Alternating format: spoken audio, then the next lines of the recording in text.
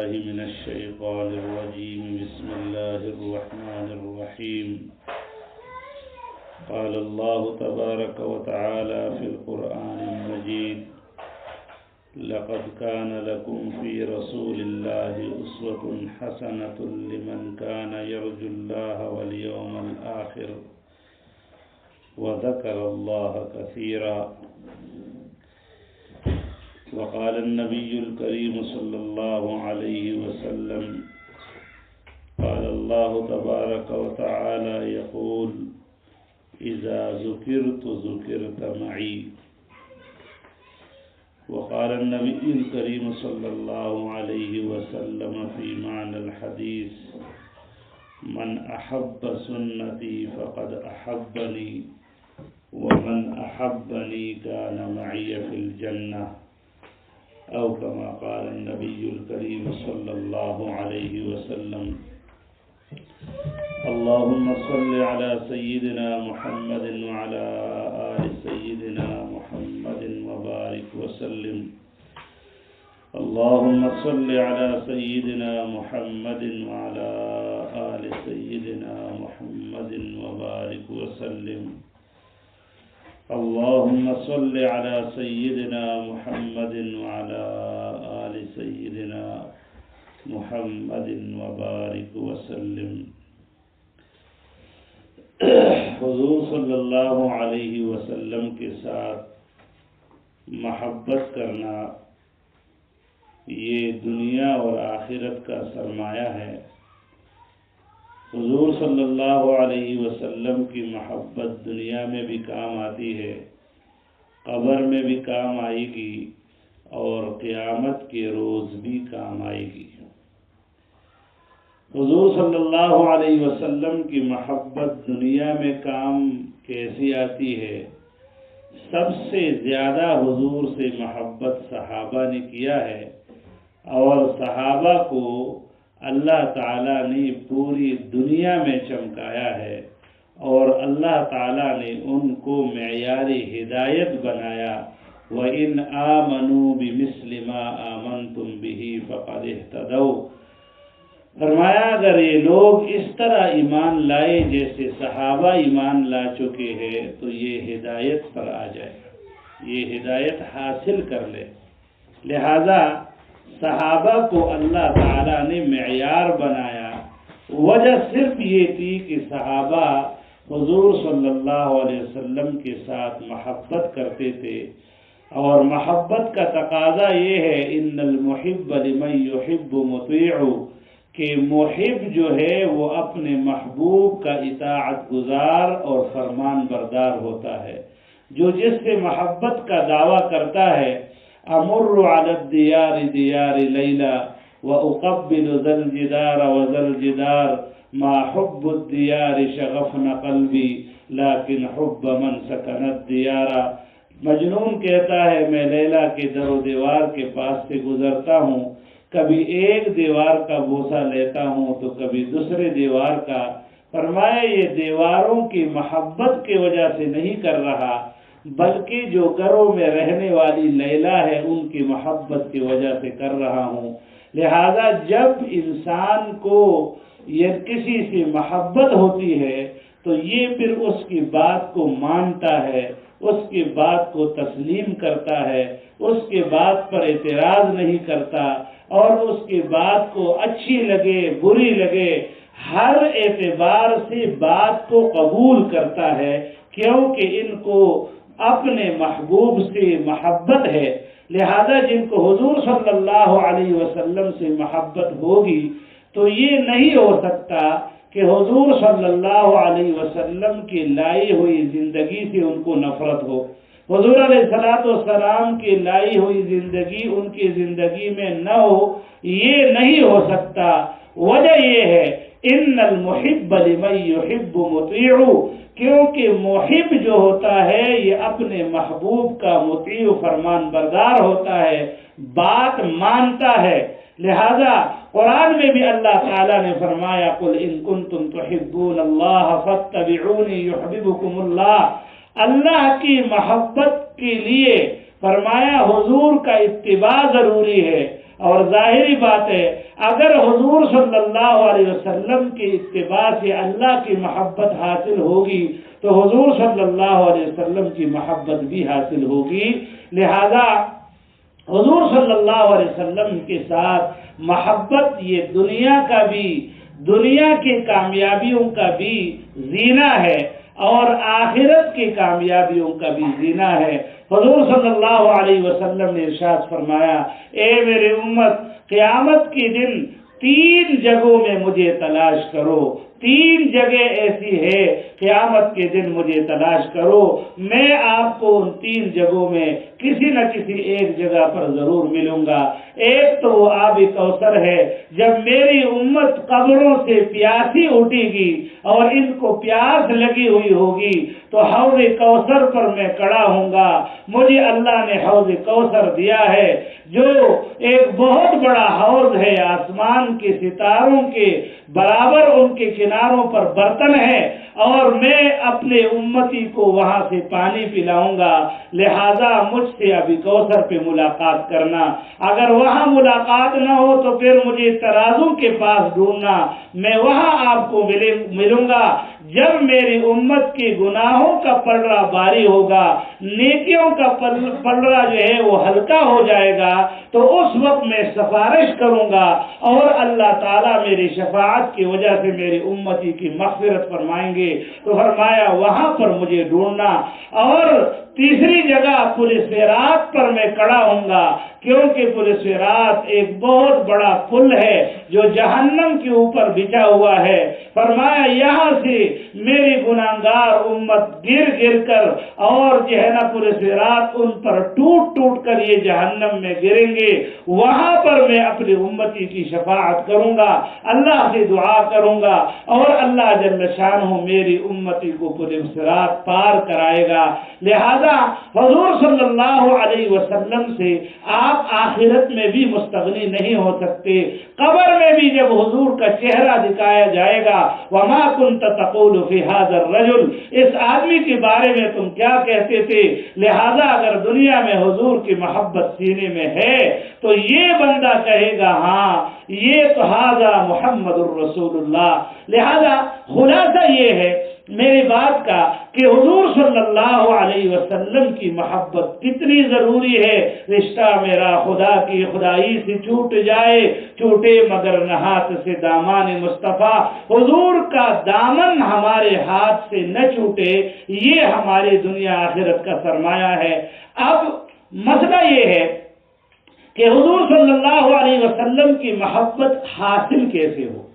یعنی ہم چاہتے ہیں کہ حضور علیہ السلام کی محبت کے بغیر، ہم یہ مانتے ہیں کہ حضور کی محبت کے بغیر گزارا نہیں ہے، لیکن اب حضور صلی اللہ علیہ وسلم کی محبت حاصل کیسے ہو، ان کے لیے کون کون سے اعمال اختیار کرنے چاہیے کہ جن کے برکت سے اللہ حضور کی محبت انسان کو عطا فرماتے ہیں۔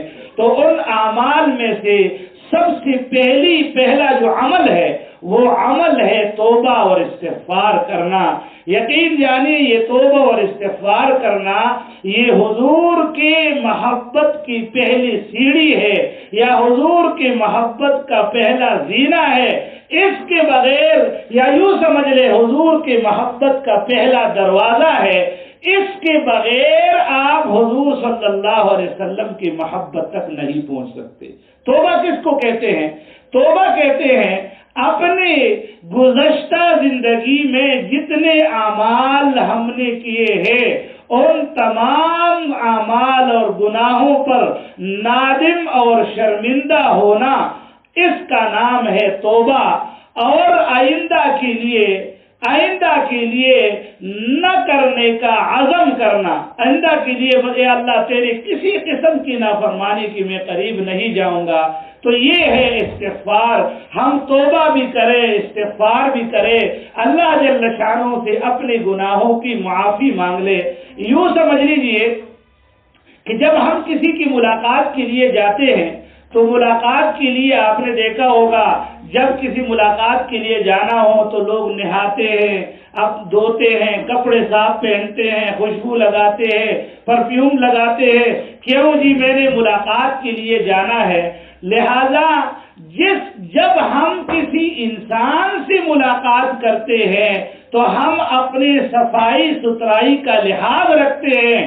اسی طریقے سے جو حضور صلی اللہ علیہ وسلم کی محبت کو چاہے گا، حضور کے تعلق کو چاہے گا، ان کے لیے ضروری ہوگا کہ وہ غسل توبہ کر لے. غسل توبہ کر کے اپنے آپ کو گناہوں سے پاک کر لے. یہ غسل توبہ ایسی زبردست چیز ہے کہ یہ بندے کو گناہوں سے پاک کر دیتا ہے، اور جب بندہ پاک ہو جاتا ہے تو حضور کی طرف جانا آسان ہو جاتا ہے. لہذا قرآن پاک میں اللہ نے فرمایا ان اللہ یحب التوابین ویحب المتطہرین. اللہ جل شانہ، اللہ تعالی توبہ کرنے والوں کو پسند کرتے ہیں، اور اللہ جل شانہ طہارت اور پاکیزگی حاصل کرنے والوں کو پسند کرتے ہیں. لہذا آیت کا خلاصہ یہ ہے کہ توبہ ہے باطن کی طہارت کا نام، اور طہارت ہے ظاہر کی طہارت اور پاکیزگی کا نام. لہذا اندر اپنے آپ کو گناہوں سے پاک کرنے کا نام توبہ ہے، اور اپنے آپ کو میل کچیل اور ظاہری نجاست اور گندگی سے صاف کرنے کا نام طہارت ہے. تو لہذا فرمایا اللہ گناہوں سے پاک صاف رہنے والوں کو پسند کرتے ہیں، اور اللہ تعالیٰ اپنے ظاہری صفائی ستھرائی کا خیال رکھنے والوں کو بھی اللہ پسند کرتے ہیں. یعنی اللہ کو یہ پسند ہے کہ میرا یہ بندہ ظاہراً بھی پاک ہو، باطناً بھی پاک ہو، یہ گناہوں سے بھی پاک ہو، اور یہ ظاہری میل کچیل سے بھی پاک ہو. اگر ہم دنیا دار سے ملنے کے لیے اپنے صفائی ستھرائی کا لحاظ رکھ سکتے ہیں تو پھر اللہ کے رسول سے ملنے کے لیے ہم اپنے صفائی ستھرائی کا لحاظ کیوں نہیں رکھیں گے. لہذا ایک صحابی ہے حضرت ابو امامہ رضی اللہ تعالیٰ عنہ، یہ ایک صحابی ہے، یہ اپنے قبیلے کے ساتھ کچھ لوگوں کے ساتھ آئے اور یہ مسلمان ہو گئے. جب یہ مسلمان ہوئے اور ان کا قبیلہ کچھ لوگ آئے اور مسجد نبوی کے پاس انہوں نے پڑاؤ ڈالا. اب سب نے اپنے جانوروں کو یوں ہی چھوڑا اور سامان کو یوں ہی چھوڑا اور مسجد نبوی کی طرف بھاگے اور جا کر حضور صلی اللہ علیہ وسلم سے ملے اور انہوں نے جو ہے نا کلمہ پڑھا، مسلمان ہوئے. حضرت ابو امامہ رضی اللہ تعالیٰ عنہ نے سب سے پہلے اپنے جانوروں کو باندھا. جانوروں کو باندھنے کے بعد پھر اس کے بعد صاف ستھرے کپڑے نکالے اور پھر غسل کیا، صاف ستھرے کپڑے پہنے، اور اس کے بعد آپ نے خوشبو لگائی، اور پھر اس کے بعد حضرت ابو امامہ رضی اللہ تعالیٰ عنہ حضور صلی اللہ علیہ وسلم کی خدمت میں حاضر ہوئے. حضور کو ان کا یہ عمل بہت پسند آیا. آپ نے فرمایا ابو امامہ کنز الادب والصیانہ، یہ ابو امامہ تو ادب کے بھی خزانے ہیں، یہ ادب کا بھی خزانہ ہے اور سمجھداری کا بھی خزانہ ہے. لہذا حضور صلی اللہ علیہ وسلم تک پہنچنے کے لیے سب سے پہلا عمل یہ ہے کہ ہم توبہ کر لے. اللہ کے محبوب نے فرمایا التائب حبیب اللہ، توبہ کرنے والا اللہ کا دوست ہے. التائب من الذنب کمن لا ذنب له، توبہ گناہوں سے توبہ کرنا ایسا ہے جیسا کہ اس نے کہیں گناہ کیا ہی نہیں ہے. علماء نے لکھا ہے، علماء کا قول ہے، فرمایا لا صغیرۃ مع الاصرار ولا کبیرۃ مع الاستغفار. اگر کوئی بندہ صغیرہ گناہ روز کرتا رہتا ہے، روز صغیرہ گناہوں میں لگا ہوا ہے، کبھی ہاتھ غلط استعمال، کبھی آنکھیں غلط استعمال، کبھی کانوں کا غلط استعمال، یہ ہر وقت صغیرہ چھوٹے چھوٹے گناہوں میں مبتلا ہے. فرمایا لا صغیرۃ مع الاصرار، ہمیشگی کے ساتھ صغیرہ گناہ بھی صغیرہ نہیں رہتا بلکہ یہ صغیرہ گناہ بھی کبیرہ بن جاتا ہے.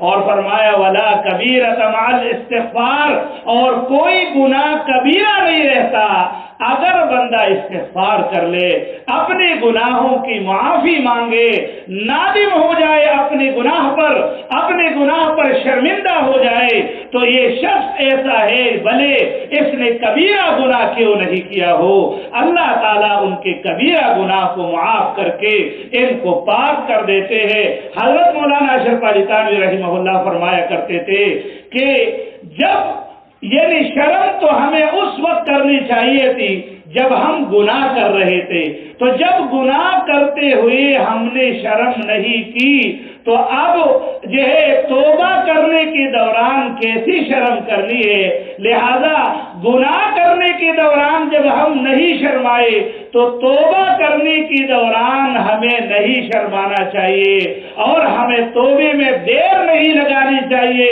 ایسا نہ ہو کہ موت آ جائے اور آپ بغیر توبے کی دنیا سے چلے جاؤ۔ لہذا جب بھی گناہ ہو جائے تو توبہ کر لو۔ ابو داؤد شریف کی روایت ہے، اللہ کے محبوب نے فرمایا ما اصر من استغفر وان عاد فی اليوم 70 مرہ، وہ آدمی گناہوں پر ہمیشگی کرنے والا نہیں ہے کہ اگرچہ وہ دن میں 70 مرتبہ گناہ کیوں نہ کرے۔ لہذا اگر وہ اللہ ہمارے اوپر اتنا مہربان ہے، ایک بات بڑے غور سے سننے کی اور سمجھنے کی ہے، یہ بہت بڑا غلط قیاس اور غلط اندازہ ہے، ہم اللہ تعالیٰ کو اپنے اوپر قیاس کرتے ہیں۔ مثلا اگر آپ ماں باپ کی یا بیوی کے ساتھ کوئی کٹ پٹ ہو جائے اور کوئی مسئلہ ہو جائے، وہ 1 مرتبہ غلطی معاف کرے، 2 مرتبہ کرے، 3 مرتبہ کرے، 4 مرتبہ کرے، 10 مرتبہ بھی والدین اگر معاف کرے تو 11ویں مرتبہ وہ ضرور کہے گی والدہ اور والد کہ جی بس آپ نے تو مستقل یہ کام ہی بنایا ہوا ہے، ادھر مجھے ناراض کر دیتے ہو اور ادھر آ کر توبہ کرتے ہو، معافیہ مانگتے ہو، جا میں معاف نہیں کرتی۔ یہ والدہ کی طرف سے احتمال ہے کہ ہو سکتا ہے والدہ کہے جا بیٹا میں تمہیں معاف نہیں کرتی، باپ کہے جا بیٹا میں تمہیں معاف نہیں کرتا۔ رب ذوالجلال کی قسم اللہ کے ہاں یہ نہیں ہے، اللہ تو انتظار میں ہوتے ہیں کہ میرا بندہ آئے توبہ کر لے۔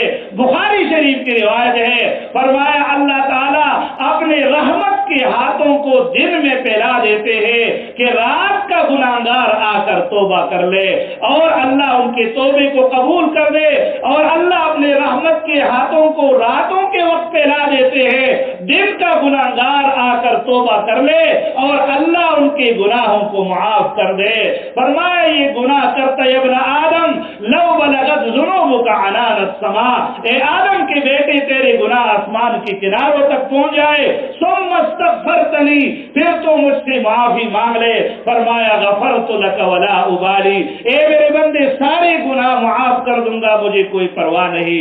تو یاد رکھنا حضور صلی اللہ علیہ وسلم تک پہنچنے کے لیے جو پہلا دروازہ ہے، حضور کی محبت میں داخل ہونے کا جو پہلا گیٹ ہے وہ گیٹ توبہ ہے۔ اپنے آپ کو دھو لو، اپنے آپ کو صاف کر لو، جس طرح ہم پانی کے ذریعے سے اپنے میل کچیل کو دھو لیتے ہیں۔ یقین جانیے ندامت کے آنسو جب انسان کی آنکھوں سے نکلتے ہیں تو ایک قطرہ آنسو جہنم کی آگ کے سمندر کو بجھا دیتا ہے۔ لہذا اس لیے پہلا عمل یہ ہے کہ ہم توبہ کر لے، اپنے گناہوں پر ہمیں ندامت ہو، شرمندگی ہو۔ دوسرا عمل حضور صلی اللہ علیہ وسلم کی محبت کے حصول کا یہ ہے، حضور علیہ السلام کی محبت حاصل ہو جائے۔ حضور کی محبت کا دوسرا عمل جو ہے وہ یہ ہے کہ ہم جو ہے وہ حضور صلی اللہ علیہ وسلم کی سنت زندگی کو اختیار کریں۔ حضور علیہ السلام کی سنت زندگی ہم اختیار کریں۔ لہذا روایت میں آتا ہے من احب سنتی فقد احبنی ومن احبنی کان معی فی الجنہ، جو شخص جو ہے میری سنت سے محبت کرے گا، میری سنت سے جو بندہ محبت کرے گا تو فرمایا کہ یہ شخص کیسا ہے، یہ ایسا ہے جیسے اس نے مجھ سے محبت کی۔ جس نے میری سنت سے محبت کی اس نے مجھ سے محبت کی، اور جس نے فرمایا من احبنی کان معی الجنہ، اور جس نے مجھ سے محبت کی وہ میرے ساتھ جنت میں ہوگا۔ لہذا حضور کی سنت کو اختیار کرنا، اپنے رسم و رواج کے مقابلے میں سنت کو اختیار کرنا، مثلا خواتین کے لیے حضور صلی اللہ علیہ وسلم کی سنت کیا ہے؟ حضور کی سنت وہ خواتین کے لیے کیا ہے؟ وہ پردے میں رہنا۔ یہ پردہ اللہ کے محبوب کی سنت ہے خواتین کے لیے، اور مردوں کے لیے سنت ہے اپنے نگاہوں کو نیچے رکھنا۔ لہذا اب یہ حضور کی سنت پر اگر عمل ہوگا تو اللہ تعالی ہمارے گھروں کو خیر و برکت سے بھر دیں گے، اللہ ہماری زندگیوں میں خیر پیدا فرمائیں گے، اور اللہ اس سنت کی برکت سے ہمیں حضور کی محبت نصیب فرمائیں گے۔ لہذا حضرت مجدد الرسالی رحمہ اللہ کے پاس ایک آدمی نے 10 سال گزارے۔ 10 سال گزارنے کے بعد اس آدمی نے کہا حضرت مجھے لگ ایسا رہا ہے کہ میں شاید کوئی غلط جگہ آیا ہوں گا، مجھے 10 سال ہو گئے لیکن میں نے ان 10 سالوں میں آپ کی کوئی کرامت نہیں دیکھی، لہذا میرا خیال یہ ہے کہ میں کسی اور کو اپنا پیر بنا دیتا ہوں۔ وجہ یہ ہے کہ یہاں پر تو مجھے آپ کی کوئی کرامت نظر نہ آئی، کیونکہ وجہ یہ ہے کہ آج کل لوگ ویسے بھی پیروں کی کرامات کو ہی دیکھتے ہیں، جناب پیر صاحب ہوا میں اڑ رہا ہو، یا پیر صاحب جو ہے کوئی ایسے خلاف عادت خلاف عقل کوئی کام کر لے تو لوگ سمجھتے ہیں کہ بڑی پہنچی ہوئی ہستی ہے، پہنچی ہوئی سرکار ہے، لہذا ان کو لوگ پیر سمجھتے ہیں۔ تو اسی طرح حضرت کے پاس جو بندہ تھا انہوں نے کہا حضرت مجھے اجازت دے دیجئے میں چلا جاتا ہوں۔ تو حضرت نے ان سے ایک سوال کیا، فرمایا ان 10 سالوں میں کیا کبھی ایسا ہوا ہے کہ میں نے کوئی کام سنت کے خلاف کیا ہو؟ تو آدمی نے کہا جی حضرت ایسا تو بالکل نہیں ہوا، میں نے ایک مرتبہ بھی آپ کو نہیں دیکھا کہ آپ نے سنت کے خلاف کوئی عمل کیا ہو۔ فرمایا اس سے بڑی کرامت اور کیا ہوگی کہ 10 سال میں آپ نے ایک مرتبہ بھی مجھے سنت کے خلاف عمل کرتا ہوا نہیں دیکھا۔ لہذا سنت بہت بڑی دولت ہے۔ علماء نے لکھا ہے کہ 1000 ایسی کرامات کہ بندہ مسلح بچھا کے سمندر پہ نماز پڑھے اور اسی طرح ہوا میں اڑے، 1000 ایسی کرامات سے اللہ کے ہاں ایک سنت پر استقامت بہتر ہے، ایک سنت پر استقامت بہتر ہے، کیونکہ یہ سنت وہ زندگی ہے جسے اختیار کرنے کا ہمیں حکم اللہ نے دیا ہے۔ لقد کان لکم فی رسول اللہ اسوۃ حسنہ، تمہارے لیے رسول اللہ صلی اللہ علیہ وسلم کی زندگی یہ بہترین نمونہ ہے۔ اور اللہ نے فاتبعونی اور اطیعوا اللہ و اطیعوا الرسول، یعنی اللہ نے ہمیں اطاعت کا حکم دیا ہے، سنت طریقے کو اختیار کرنے کا اللہ نے ہمیں حکم دیا ہے۔ صحابہ کی کامیابی کا راز یہ تھا کہ ان کی زندگی میں اتباع نبوی اور حضور کی سنت کے مطابق چلنا یہ ان کی زندگی میں رچ بس چکا تھا۔ لہذا حضور تک پہنچنے کے لیے دوسرا عمل وہ سنت کا اہتمام ہے۔ حضور علیہ الصلوۃ والسلام تک پہنچنے کے لیے، حضور کی محبت کو حاصل کرنے کے لیے تیسرا عمل حضور علیہ السلام پر کثرت سے درود پڑھنا ہے۔ حضور علیہ السلام پر کثرت سے درود پڑھنا یہ حضور تک پہنچنے کے لیے بہت ہی قریب ترین عمل ہے۔ حدیث میں حضور علیہ الصلوۃ والسلام نے ارشاد فرمایا ان اول الناس بی یوم القیامہ اکثرهم علی صلاۃ، فرمایا قیامت کے دن سب سے زیادہ مجھے وہ شخص قریب ہوگا میری امت میں سے، وہ شخص مجھے سب سے زیادہ قریب ہوگا جو کثرت سے مجھ پر درود پڑے گا، جو کثرت سے درود پڑے گا۔ حالانکہ خواتین بھی پڑھ سکتی ہے، مرد بھی پڑھ سکتے ہیں، چھوٹے بڑے جوان بوڑھے ہر بندہ درود کا اہتمام کر سکتا ہے۔ اور یاد رکھنا درود شریف میں لمبا درود پڑھنا ضروری نہیں ہے، کثرت مقصود ہے، اور کثرت کو حاصل کرنے کے لیے ضروری ہے کہ ہم چھوٹا درود پڑھے۔ مثلا صلی اللہ علیہ وسلم ہم اپنی زندگی میں داخل کر لے، اٹھتے بیٹھتے لیٹتے چلتے پھرتے باوضو ہوں بغیر وضو کے ہو، ہر حال میں ہم صلی اللہ علیہ وسلم صلی اللہ علیہ وسلم صلی اللہ علیہ وسلم اپنی زندگی کا ورد بنا دے۔ ایک روایت میں آتا ہے جو مجھ پر روزانہ 100 مرتبہ درود پڑے گا تو فرمایا ان کو اللہ تعالیٰ ایک پروانہ تو یہ عطا فرمائیں گے کہ اس شخص کا شمار منافقین میں نہیں ہوگا۔ دوسرا پروانہ اللہ ان کو یہ دیں گے کہ اللہ تعالیٰ قیامت کے دن شہداء کے صف میں ان کو کھڑا کر دیں گے۔ اور تیسرا پروانہ اللہ ان کو یہ عطا فرمائیں گے کہ اللہ تعالیٰ بغیر حساب کتاب کے جنت میں داخل فرما دیں گے۔ تو یہ 3 پروانے اللہ دیتے ہیں ہر اس خاتون کو، ہر اس مرد کو، ہر اس جوان کو، ہر اس بوڑھے کو جن کی زندگی میں روزانہ 100 مرتبہ درود موجود ہو۔ اور مجھے بڑی افسوس کی بات ہے، بتاؤ وہ ہمیں کیسے اللہ کے محبوب سے محبت ہے کہ رات دن میں ہم 100 مرتبہ بھی اللہ کے محبوب پر درود نہیں پڑھ سکتے۔ اس پر کتنا وقت لگے گا؟ صلی اللہ علیہ وسلم پڑھنے پر 5 منٹ لگیں گے۔ آپ تجربہ کر لے، تسبیح لے لے، صلی اللہ علیہ وسلم پڑھنا شروع کر دے، 5 منٹ سے پہلے تمہارے 100 کی تسبیح ختم ہو جائے گی۔ لہذا ایک روایت میں آتا ہے کہ جو بندہ روزانہ حضور علیہ السلام پر 1000 مرتبہ درود پڑھے گا۔ اب یہ درود پڑھنا بہت آسان ہے۔ صلی اللہ علیہ وسلم دفتر جاتے ہوئے، دفتر آتے ہوئے، دفتر میں بیٹھتے ہوئے، نماز کے لیے آتے ہوئے، نماز کے لیے جاتے ہوئے، کسی کے پاس بیٹھے ہوئے، جب ہمارے پاس خالی وقت ہو۔ لیکن افسوس کی بات ہے کہ اب تو جناب گاڑی ڈرائیونگ کرتے ہوئے بھی موبائل، گھر میں آتے ہوئے بھی موبائل، گھر سے جاتے ہوئے بھی موبائل، اور گھر میں بیوی کے پاس بیٹھے ہیں، ماں باپ کے پاس بیٹھے ہیں تو تب بھی موبائل۔ لہذا اب ہمیں درود شریف پڑھنے کا موقع کیسے ملے؟ ہمارا سارا وقت پر قبضہ، ہمارے سارے وقت پر قبضہ تو موبائل نے کر دیا ہے۔ موبائل کو ہم نے اپنا لباس بنا دیا ہے، حالانکہ یہ تو ضرورت کی چیز تھی، ضرورتاً استعمال کر کے اس کو چھوڑ دیتے، لیکن ہماری زندگی میں موبائل دخیل ہو گیا، داخل ہو گیا ہے۔ انہوں نے ماں بھی بلا دیا اور باپ بھی بلا دیا اور بیوی بچے بھی ہم بھول گئے، ایک موبائل کو ہی جانتے ہیں اور کسی چیز کو نہیں جانتے۔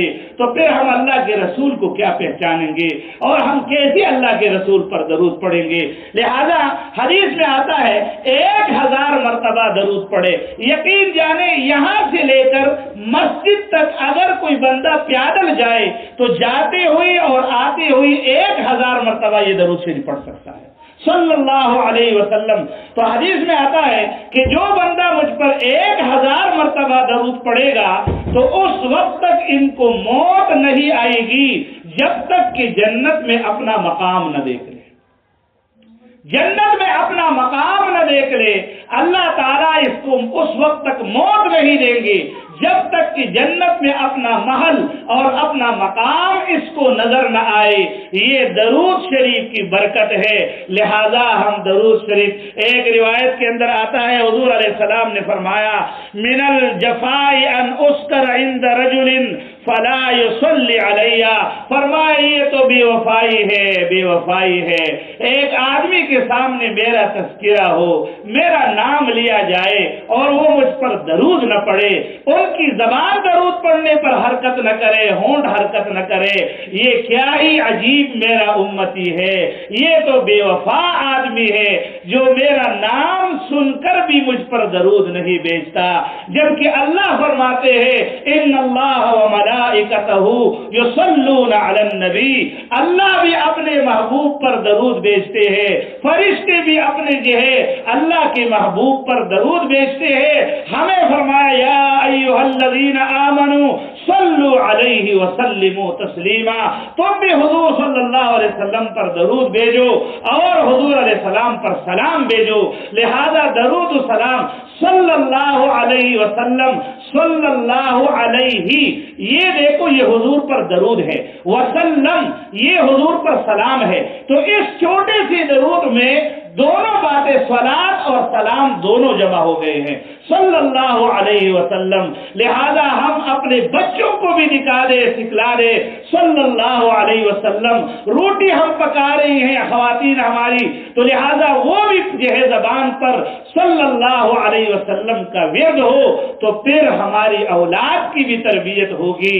ہمیں خوابوں میں اللہ کے محبوب کا دیدار بھی ہوگا اور اللہ تعالی ہمیں جنت میں اپنا مقام بھی دکھائے گا. روایت میں آتا ہے کہ جو شخص اذان کے بعد، دیکھیں عام طور پر آپ کو پتا ہے زبیدہ کی مغفرت کس بات پہ ہوئی تھی؟ اذان ہو رہی ہے، یعنی ہماری تو بدقسمت یہ ہے کہ اذان ہو رہی ہے، ہم گھر میں ٹی وی بند نہیں کر سکتے. اذان ہو رہی ہے، ہاتھ میں موبائل ہے، ہم موبائل کو بند نہیں کر سکتے. پتہ نہیں ہم کس منہ سے اللہ کے سامنے کل کھڑے ہوں گے اور کیا جواب ہم اللہ کو دیں گے کہ اللہ اور اس کے رسول کے ساتھ ہمارا اتنا بھی تعلق نہیں ہے. اذان ہو رہی ہے، بہت بڑی دعوت ہے اذان، شیطان بھاگ جاتا ہے اذان سن کر. لیکن افسوس کی بات ہے ہمیں اندر کے نفس نے ایسا مارا ہے کہ ہم اذان کے دوران ٹی وی کو بھی بند نہیں کر سکتے، اذان کے دوران موبائل کو بھی بند نہیں کر سکتے. لہذا اس لیے حدیث میں آتا ہے کہ جو بندہ فرمایا کہ اذان کے بعد میرے لیے اللہ سے وسیلہ مانگو، میرے لیے اللہ تعالیٰ سے وسیلہ مانگو. حضور صلی اللہ علیہ وسلم نے ارشاد فرمایا کہ میرے لیے من سألنی الوسیلہ حلت علیہ شفاعتی، فرمایا جو اللہ تعالیٰ سے میرے لیے وسیلہ مانگے گا، وسیلہ جنت میں ایک مقام اور درجہ ہے جو اللہ تعالیٰ ایک شخص کو عطا فرمائیں گے. فرمایا امید ہے وہ ایک شخص میں ہی ہوں گا، وہ اللہ مجھے عطا فرمائیں گے. لہذا اے میرے امت، میرے لیے اللہ تعالیٰ سے ہر اذان کے بعد وسیلہ مانگو. اللہم رب هذه الدعوة التامة والصلاة القائمة آت محمد الوسيلة والفضيلة والدرجة الرفيعة وبعثه مقاما محمودا الذي وعدته وارزقنا شفاعته يوم القيامة إنك لا تخلف الميعاد. یہ دعا ہم پڑھے، حضور صلی اللہ علیہ وسلم کے لیے وسیلہ مانگے. اللہ کے محبوب نے فرمایا جو میرے لیے اللہ سے وسیلہ مانگے گا حلت لہو شفاعتی، میری شفاعت ان کے لیے واجب ہو گئی. مولا علی قاری رحمہ اللہ نے مرقات المفاتیح میں اس حدیث کے ذیل میں لکھا ہے کہ اس میں بشارت ہے کہ اللہ تعالیٰ ان کو ایمان پر موت عطا فرمائیں گے. کتنی بڑی بات ہے، ایمان پر موت اللہ عطا فرمائیں گے. کیوں؟ وجہ یہ ہے کہ جب اللہ کے محبوب نے فرمایا میری شفاعت واجب ہو گئی، تو قیامت کے دن اللہ تعالیٰ اللہ کے محبوب حضور علیہ السلام کن کی شفاعت فرمائیں گے؟ ظاہر ہے حضور علیہ السلام مسلمانوں کی، مومنین کی شفاعت فرمائیں گے. تو جب حضور فرماتے ہیں میری شفاعت واجب ہو گئی، مطلب یہ ہے کہ پہلے اللہ ان کو ایمان پر موت دے گا، بعد میں اللہ تعالیٰ کے محبوب کی شفاعت ان کو نصیب ہوگی. لہذا ہم اللہ تعالیٰ سے، میں عموماً اس قسم کی چیزیں بیان نہیں کرتا. میرے ہندوستان کے اندر ایک بزرگ ہے مولانا سجاد نعمانی صاحب. مولانا سجاد نعمانی صاحب بہت بڑے بزرگوں میں سے ہمارے ہیں اور ہمارے پیر ذوالفقار نقشبندی دامت برکاتہم العالی کی بڑے خلفاء میں سے ہے، اور مولانا منظور نعمانی رحمہ اللہ کے بیٹے ہیں. بہت بڑی شخصیت ہے. وہ ایک جگہ پر پروگرام ہے تو ان کی طرف سے ایک آدمی خواب سنا رہا تھا. فرمایا کہ ان کو حضور صلی اللہ علیہ وسلم خواب میں آئے. آپ صلی اللہ علیہ وسلم بہت پریشان تھے اور پریشانی کی جب وجہ پوچھی تو فرمایا کہ کشمیر کا حال نہیں دیکھتے، میں کشمیر کے حالات کی وجہ سے بہت پریشان ہوں. ایک تو یہ فرمایا، پھر فرمایا کہ میری امت کو کیا ہو گیا، ان مسلمانوں کو کیا ہوا کہ انہوں نے اذان کے بعد میرے لیے دعا کرنی بھی چھوڑ دی. ان کو کیا ہو گیا کہ اذان کے بعد یہ میرے لیے اللہ تعالیٰ سے دعا نہیں مانگتے وسیلہ. کیا میں نے ساری زندگی اپنی امت کے لیے دعائیں نہیں مانگی ہے؟ اگر میں نے ساری زندگی اپنی امت کے لیے دعائیں مانگی ہے تو انہیں کیا ہو گیا کہ یہ اب اذان کے بعد کی جو دعا ہے وہ بھی نہیں مانگتے، میرے لیے اللہ تعالیٰ سے وسیلے کی دعا نہیں کرتے۔ لہذا اس لیے اگر حضور کی محبت ہم چاہتے ہیں، اپنی زندگی میں درود شریف داخل کر دے، اپنی اللہ کے رسول کی محبت چاہیے، اپنی زندگی میں حضور علیہ السلام کے لیے وسیلہ مانگنا، اذان کے بعد کی جو دعا ہے اس دعا کو مستقل طور پر پڑھے، اس کی برکت سے حضور علیہ السلام کی محبت حاصل ہوگی، حضور کی توجہ اللہ تعالی ہمیں عطا فرمائیں گے۔ اور میں یہ عرض کروں گا کہ ایک عمل یہ ہے کہ جس سے محبت ہوتی ہے نا، تو وہ یہ کوشش کرتا ہے کہ میرے محبوب کو کیا چیز پسند ہے۔ مثلا اگر بیوی کو اپنے شوہر سے محبت ہے تو بیوی کو پتہ ہوتا ہے کہ میرے شوہر کی پسند کیا ہے، یہ اپنے شوہر کی پسند کی چیز کو بنانے کی کوشش کرتی ہے۔ میرا شوہر کون سا لباس پسند کرتا ہے، کس قسم کے کپڑے پسند کرتا ہے، اور کس قسم کا گانا پسند کرتا ہے، کس بات پہ خوش ہوتا ہے، کس بات پہ ناراض ہوتا ہے۔ ایک باحیا، پاک دامن، مطیع، فرمان بردار بیوی کی علامت ہے، یہ علامت ہے کہ یہ اپنے شوہر کی ساری چیزوں کا ان کو خیال ہوتا ہے۔ لہذا اگر ایک خاتون اپنے شوہر کی پسند، جب اپنے شوہر سے محبت ہے تو ساری چیزوں کا خیال رکھتی ہے، تو بتاؤ اگر ہمیں اللہ کی محبوب سے محبت ہے تو پھر ہمیں یہ معلوم ہونا چاہیے کہ حضور علیہ السلام کو کون سے اعمال پسند تھے۔ اگر ہم ان اعمال کو اختیار کریں تو ان کے ذریعے سے بھی ہمیں حضور کی محبت ملے گی۔ مثلا حدیث میں آتا ہے، حضور صلی اللہ علیہ وسلم نے ارشاد فرمایا، میرا دل کرتا ہے، مجھے پسند ہے، وَدِدْتُ أَنَّ تَبَارَكَ الَّذِي بِيَدِهِ الْمُلْكُ فِي قَلْبِ كُلِّ مُؤْمِنٍ، میرا دل کرتا ہے کہ تبارک الذی بیدہ الملک، یہ صورت میرے ہر امتی کے دل میں۔ اب جس کو حضور سے محبت ہے وہ ضرور تبارک الذی کو یاد کرے گا، کیوں؟ اس لیے کہ یہ میرے محبوب کو پسند ہے۔ حضور نے فرمایا میرا دل کرتا ہے کہ سورہ یاسین میرے ہر امتی کے دل میں ہو۔ جب اللہ کے محبوب نے تمنا ظاہر کیا ہے اور اللہ کے رسول کو پسند ہے تو اللہ کے رسول کی پسند کا خیال رکھتے ہوئے ہمیں بھی سورہ یاسین یاد رکھنی چاہیے۔ یہ حضور سے محبت کی علامت ہے۔ اسی طرح حضور علیہ السلام کو پورے قرآن سے بہت شدید محبت تھی۔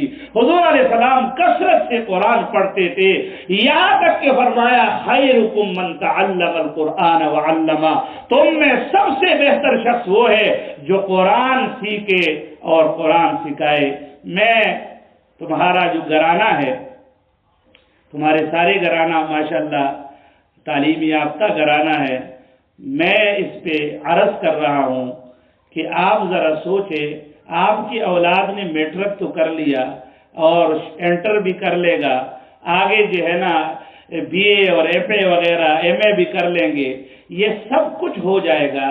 آیا آپ کو اس بات کی فکر ہے کہ میرا بچہ حافظ قرآن بنے؟ اگر آپ کے سینے میں دل ہے اور آپ کا دل تڑپ رہا ہے کہ میرا بیٹا قرآن کا حافظ بنے، میرا بیٹا اللہ اس کو قرآن کا علم عطا کر لے، یقین جانیے، دیکھو اگر آپ اپنے بچے کو مولوی نہیں بناتے، نہ بناؤ مولوی، لیکن اپنے بچے کو قرآن سکھلاؤ، قرآن کی تفسیر، قرآن کے علوم اپنے اولاد کو سکھاؤ۔ خدا کے لیے اپنے اولاد کو قرآن کے علوم سے محروم نہ رکھو۔ لہذا یہ میں ایک کتاب پڑھ رہا تھا، مولانا اشرف علی تھانوی رحمہ اللہ کے ایک بہت بڑے خلیفہ ہے مولانا مسیح اللہ خان صاحب، وہ فرمانے لگے کہ مجھے حضرت حکیم الاختر رحمہ اللہ فرمانے لگے کہ میں نے یہ واقعہ مولانا مسیح اللہ خان صاحب سے خود سنا ہے۔ فرمانے لگے ہمارے گاؤں میں ایک خاتون میرے پاس آئی اور کہنے لگی میرا شوہر فوت ہو گیا تھا، 3 دن ہو گئے، میں ان کو روزانہ قبر میں دیکھتی کہ وہ روزانہ خواب میں دیکھتی اور ان کو دیکھتی کہ وہ جہنم کی آگ میں جل رہا ہے، ایک عام گناہگار مسلمان، اور اپنے گناہوں کی وجہ سے جو ہے جہنم کی آگ میں جل رہا ہے۔ کہنے لگی کہ میں بہت پریشان ہوئی کہ کیا کروں، لہذا اس خاتون نے ایسا کیا کہ انہوں نے اپنے ایک چھوٹا سا بچہ تھا 6-7 سال کا، اس بچے کو ہاتھ سے پکڑا اور مسجد میں لائی اور قاری صاحب کے پاس بٹھایا اور کہا قاری صاحب ان کو قاعدہ پڑھا دو، قرآن پڑھا دو۔ قاری صاحب نے کہا بچے پڑھ لو، بسم اللہ الرحمن الرحیم الف با تا ثا۔ اب جب قاری صاحب نے بسم اللہ بچے کو پڑھائی، بچے نے بسم اللہ پڑھ لی، بسم اللہ کو یاد کیا۔ رات کو یہ خاتون کہتی ہے میں نے خواب دیکھا کہ میرا شوہر بڑے مزے میں ہے اور جنت کے باغوں میں ہے، بہت سکون کے ساتھ ہے۔ میں نے پوچھا میرے سرتاج یہ کیا بنا؟ آپ تو بہت شدید تکلیف میں تھے اور اب آپ بڑے مزوں سے ہو۔ کہنے لگے اللہ تعالیٰ تمہیں تمہارے اوپر رحم فرمائے، جب تم نے بچے کو میرے قاری صاحب کے پاس بٹھایا اور قاری صاحب نے کہا بچے پڑھ بسم اللہ الرحمن الرحیم، تو آسمانوں میں اللہ کی طرف سے آواز آئی کہ دیکھو مجھے شرم آتی ہے، مجھے حیا آتی ہے کہ اس آدمی کا بچہ زمین پر میری صفت رحیمی کو بیان کرے اور میں ان کے والد کو یہاں پر جہنم میں عذاب دوں، مجھے حیا آتی ہے۔ جاؤ میں نے ان کے والد کو بخش دیا، ان کے سارے گناہوں کو معاف کر دیا۔ فرمایا جب میرے سارے گناہ معاف ہو گئے تو میرے لیے جنت کا فیصلہ ہو گیا۔ یہ کیا ہے؟ یہ قرآن ہے۔ اللہ کے محبوب نے فرمایا خیرکم من تعلم القرآن، خدا کی قسم ساری دنیا کی ڈگریاں آپ کے پاس ہے، اگر آپ کی زندگی میں قرآن نہیں ہے آپ کے پاس کچھ بھی نہیں ہے۔ وہ امامت زمانے کے حامل قرآن ہو کر تم خوار ہوئے زمانے میں تارک قرآن ہو کر۔ اگر آپ نے دنیاوی تعلیم کے خاطر اپنے بچے کو قرآن سے محروم کر دیا، قرآنی علوم سے محروم کر دیا، یقین جانیے آپ کی مثال اس شخص کے مانند ہے کہ جو مر جائے اور پیچھے سے ان کے لیے ذکر خیر کرنے والا کوئی نہ ہو۔ میں یہ نہیں کہتا، یہ لازم ہے، میں یہ نہیں کہتا کہ تم جو ہے PhD نہ کرو، میں یہ نہیں کہتا کہ تم MPhil نہ کرو، میں یہ نہیں کہتا کہ تم MSc نہ کرو اور تم تعلیم نہ دنیاوی تعلیم حاصل نہ کرو، لیکن میں یہ کہتا ہوں خوددارا اپنے اولاد کو قرآن سے محروم نہ کرو، اپنے اولاد کو قرآن سے محروم نہ کرو، یہی قرآن قیامت کے دن کام آئے گا۔ ایک روایت میں آتا ہے، مشہور روایت ہے، فرمایا کہ جب یہ آدمی مر جاتا ہے اور ان کو قبر میں رکھا جاتا ہے تو جب نکیر منکر ان کے قبر میں آ جاتے ہیں تو ایک خوبصورت نوجوان ان کے اس مردے کے پاس بیٹھا ہوتا ہے، تو یہ نکیر منکر جو ہے یہ اس آدمی کو نوجوان کو کہتے ہیں نوجوان تم یہاں سے چلے جاؤ تاکہ ہم ان سے سوال و جواب کریں۔ وہ ان سے کہتا ہے اگر سوال و جواب کرنے ہیں تو ایسے ہی کر لو، ورنہ میں نے تو یہاں سے نہیں جانا، میں تو ان کے ساتھ ہی رہوں گا۔ لہذا وہ دور سے سوال و جواب کر کے چلے جاتے ہیں اور پھر یہ نوجوان کہتا ہے اللہ کے ولی کیا تو مجھے جانتا ہے میں کون ہوں؟ وہ کہتا ہے یہ مردہ کہ جی میں تو نہیں جانتا۔ وہ کہتا ہے میں اللہ کا کلام ہوں، میں قرآن ہوں جس کی تو دن پر جس کی تو رات میں تلاوت کیا کرتا تھا اور دن کے وقت میرے اوپر عمل کیا کرتا تھا، لہذا آج میں تمہیں جو ہے تمہارے پاس ہوں تمہارا دل بہلانے کے لیے۔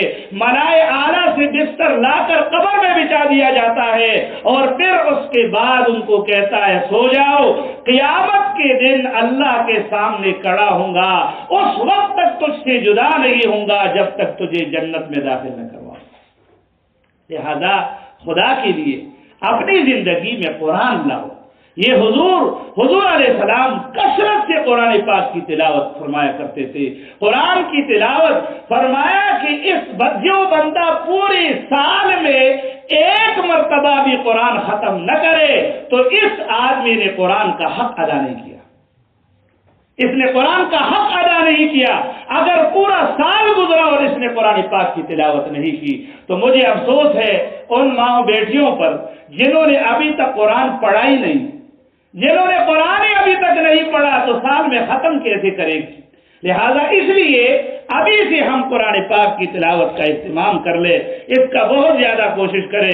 ایک روایت میں آتا ہے حضور علیہ السلام نے فرمایا جو شخص رات میں سورہ دخان پڑھے، فرمایا من قرأ حامیم الدخان فی لیلۃ اصبح یستغفر له 70,000 ملک، جو رات کے وقت سورہ دخان پڑھے تو یہ صبح اس حال میں کرے گا کہ 70,000 فرشتے ان کے لیے مغفرت کی دعائیں مانگیں گے، 70,000 فرشتے۔ لہذا یہ تو وہ پڑھے گا جنہوں نے قرآن پڑھا ہو، جنہوں نے قرآن ہی نہیں پڑھا وہ کیا کرے گا؟ لہذا اس وجہ سے قرآن کا اہتمام، تہجد کا اہتمام، یہ لمبی لمبی راتیں ہیں ہمارے ہاں معمول یہ ہے، اللہ ہی معاف کرے، ہر کام ہی ہمارا الٹا ہو گیا ہے، رات کے 12 بجے تک باتیں کرتے رہتے ہیں، 1 بجے تک باتیں کرتے رہتے ہیں، اور پھر صبح 10 بجے اٹھتے ہیں، ہماری فجر کی نماز بھی برباد ہو جاتی ہے، اور ہماری رات کے تہجد کا قیام، حضور نے ہمیشہ تہجد کا اہتمام کیا ہے، لہذا وہ اہتمام ختم ہو جاتا ہے۔ فرمایا حضور علیہ السلام کے بارے میں آتا ہے کان لا یدعہ وکان اذا مرض او کسل صلی قائلا، حضور کبھی تہجد کی نماز نہیں چھوڑتے تھے۔ جب حضور علیہ السلام بیمار ہوتے یا کچھ سستی طبیعت میں ہوتی تو آپ علیہ السلام بیٹھ کر پڑھ لیتے تھے، لیکن تہجد کی نماز کا اہتمام ضرور تھا۔ لہذا ہم اپنی زندگی میں، اور خصوصاً جن کی ماشاءاللہ عمر زیادہ ہو گئی ہے، اگر 60 سال 70 سال کی عمر ہو گئی، اس میں اگر تہجد کی توفیق نہیں مل رہی تو اپنی زندگی پر رونا شروع کر دے کہ یا اللہ یہ میری کیسی زندگی ہے، میری زندگی کا آخر ہے اور میں اس میں تہجد کی نماز کا اہتمام نہیں کر سکتی، یا میں تہجد کا اہتمام نہیں کر سکتا، اس کا بہت زیادہ اہتمام کرے۔ اور اسی طرح ایک اور روایت میں آتا ہے حضور صلی اللہ علیہ وسلم نے ارشاد فرمایا، حضور علیہ السلام نے ارشاد فرمایا، ایک صحابی نے کہا حضور علیہ السلام کی بڑی خدمت انہوں نے کی، تو حضور علیہ السلام نے فرمایا سلی، مجھ سے مانگ لیجئے کیا چاہیے۔ فقلت مرافقتک فی الجنہ، میں نے کہا جی جنت میں آپ کا ساتھ چاہیے۔ حضور علیہ السلام نے فرمایا او غیر ذالک، اس کے علاوہ کوئی اور چیز بھی ہے؟ قلت هو ذاک، میں نے کہا جی بس یہی چیز ہے۔ حضور نے فرمایا فَأَعِنِّي عَلَى نَفْسِكَ بِكَثْرَةِ السُّجُودِ، تو پھر بہت کثرت سے نمازیں پڑھنے کی وجہ سے میری مدد کر۔ لہذا اگر جنت میں میرا ساتھ چاہیے، جنت میں میری معیت اور مرافقت چاہیے، میرا جنت کے اندر ساتھ چاہیے، تو پھر کثرت سے نمازوں کا اہتمام کرو۔ لہذا اس لیے خود بھی نمازوں کا اہتمام، تہجد کا اہتمام، اور اسی طرح دوسری نفل نمازوں کا اہتمام کرے۔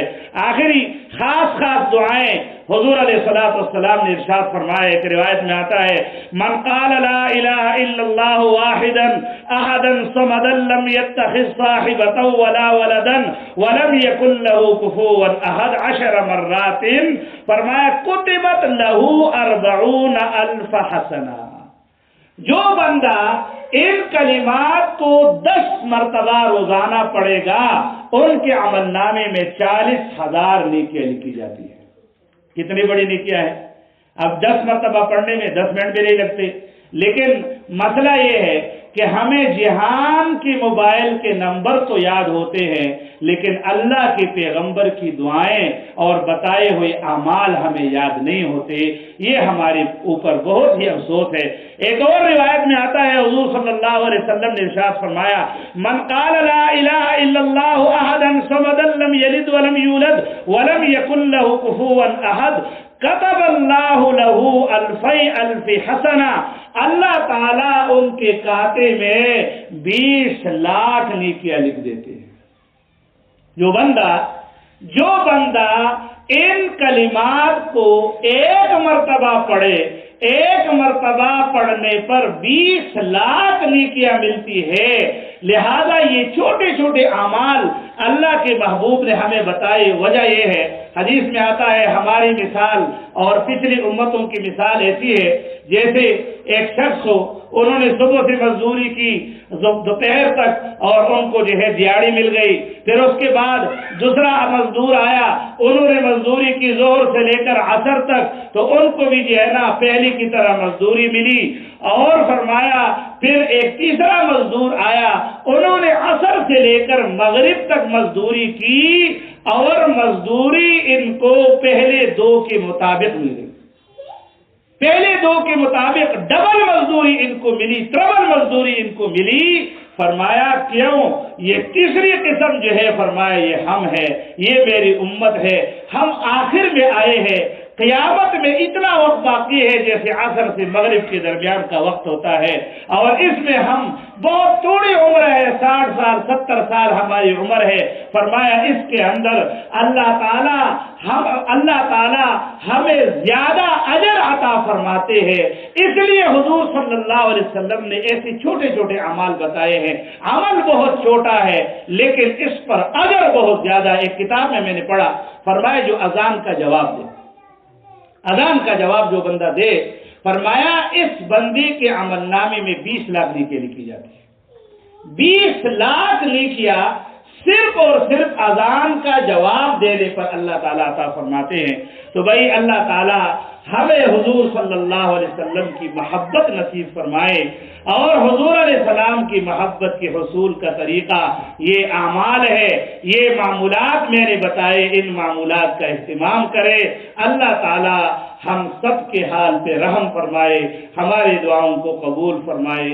آج